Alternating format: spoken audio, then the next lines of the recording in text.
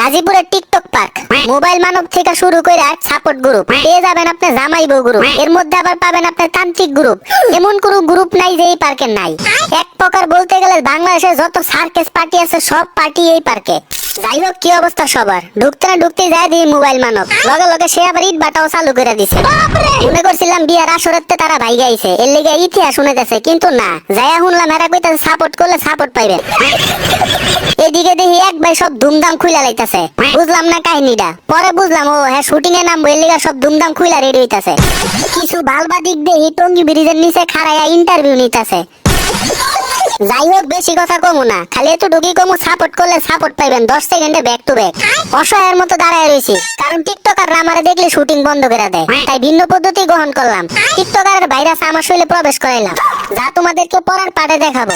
তবে আমার এই ভিডিওগুলো কে কোন জেলা থেকে দেখো অবশ্যই কমেন্ট করে জানাবা। এইদিকে আসার পর দেখি এক বাদাইম্মা আরেক বাদাইম্মার সাথে নাচতেছে।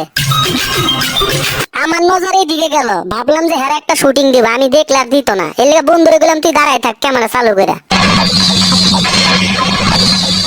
আপনাদের এত এত ভালোবাসা পাই বলে আমি পার্কে যাই এইসব সার্কেস ভিডিও করে আনি, শুধুমাত্র আপনাদের বিনোদন দেওয়ার জন্য।